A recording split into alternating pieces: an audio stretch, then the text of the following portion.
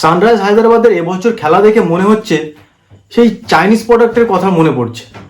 চললে অনেক দূরে যাবে, না হলে ওই 130-এ আটকে যাবে। মানে যদি চলে তো 200-র কাছাকাছি যাবে, 200 পার করে দেবে, না হলে 130-60-এর মধ্যে আটকে যাবে। 200-র কথায় মনে পড়লো, এরাই নাকি বলেছিল যে এবছর আমরা 300 পার করব। 300 তো দূরের কথা, আগে 200 করুক। টিমটা 200 করাই ভুলে গেছে, কেউ দেখে বলবে না এই টিমটা রানার্স আপ হয়েছিল। তো এরাই নাকি টি-20 ক্রিকেটের মানে বদলে দিয়েছিল টি-20 ক্রিকেট কিভাবে খেলতে হয়। টিমটা নিলামে যখন হয়েছিল আমরা সবাই ভেবেছিলাম যে হয়তো হায়দ্রাবাদ আগের বছরের থেকে এবছর হায়দ্রাবাদ অনেক স্ট্রং। কেন স্ট্রং?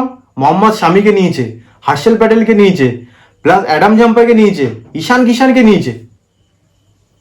সেই টিমটার এই হাল, পরপর 4টে ম্যাচ, প্রথম ম্যাচ জিতেছিল আর পরপর 4টে ম্যাচ হেরে গেল।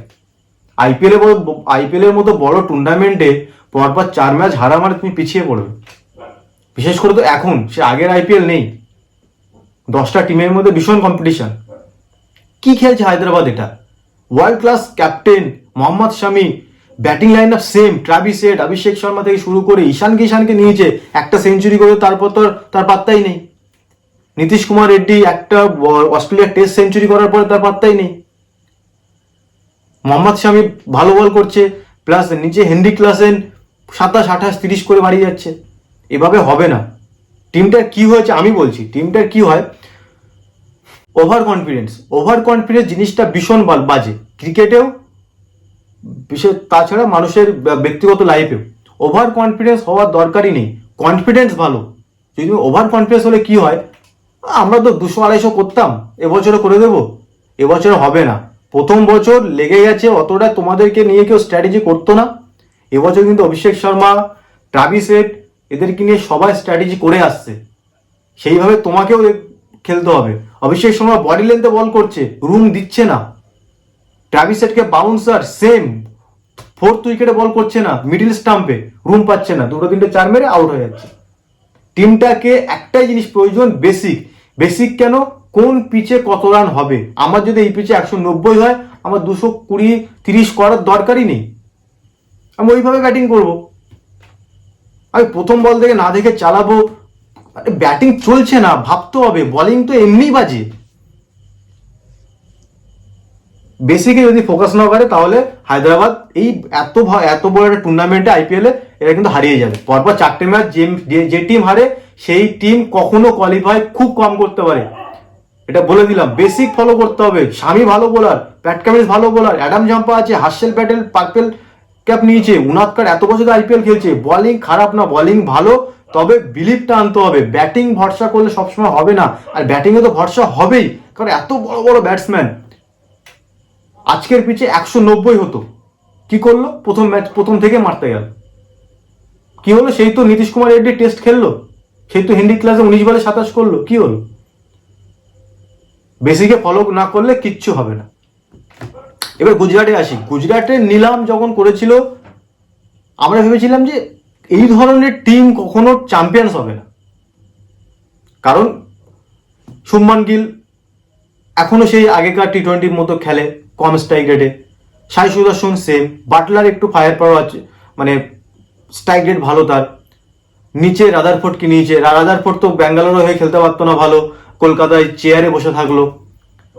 সেই রাদারফোর্ডকে নিয়ে আশিস নেহরা কাজে লাগিয়ে দিচ্ছে। রাহুল তিওয়ারি তো ব্যাট করতে হয় না, রাশিদ খানেরও ব্যাট করতে হয় না, শাহরুখ খান তো ব্যাট করতেই হচ্ছে না। এই টিমটা সব থেকে প্লাস পয়েন্ট একটা হলো টিম বন্ডিং। এই যে টিম বন্ডিং সব থেকে বড় জিনিস। এই ধরনের টিমই ছিল তারা 2022-এ, তারা কিন্তু চ্যাম্পিয়ন হয়ে গেছিল এই গুজরাট টিমটা। সেই মিলার, তেবাটিয়া, রাশিদ খান, শুভমান গিল, আরো ছোটখাটো যে প্লেয়ারের নামই আমরা জানতাম না। টিম বন্ডিং দারুণ, captain, young captain Ashish Nehra খুব খাচ্ছে। আশিস নেহরা যদি ডাক আউটে দেখা হয়, সে কিন্তু 1 মিনিটের জন্য বসে না। আর টিমটা সব থেকে প্লাস পয়েন্ট 6টা প্রপার বোলার।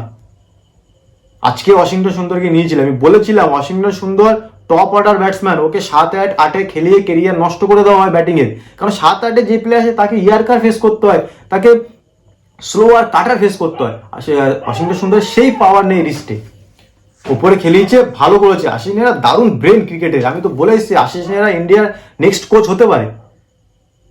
6টা বোলার কেন বলছি, সিরাজ, প্রসিদ্ধ কৃষ্ণা, রাশিদ খান আর সাই কিশোর প্লাস অশ্বিনটা সুন্দর, এই যে ছটা পুরো প্রপার বোলার, এখানে কিন্তু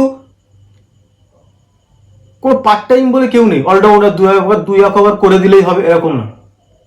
এই টিমটা এটার একটা প্লাস পয়েন্ট, প্লাস সব থেকে টিম বন্ডিং যে টিমে থাকবে তুমি মোটামুটি প্লেয়ার নিয়েও তোমার কাজ হয়ে যাবে। হায়দ্রাবাদের সম্পর্কে তো কিছু বলারই নেই, তারা রানার্স আপ, তারা জানে কোথায় ভুল হচ্ছে।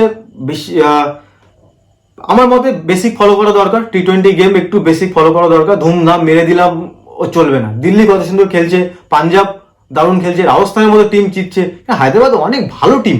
ব্যাটিং যদি দেখা হয়, বলিং ভালো ব্যালেন্স টিমটা জাস্ট ওভার কনফিডেন্স হচ্ছে, ওভার কনফিডেন্স হলে হবে না। এই ধরনের ভিডিও তো আসতেই থাকবে। তো আমার ভিডিও যদি আপনাদের ভালো লেগে থাকে প্লিজ আমার চ্যানেলটাকে সাবস্ক্রাইব করে দেবে আর লাইক অ্যান্ড শেয়ার করতে ভুলবেন না।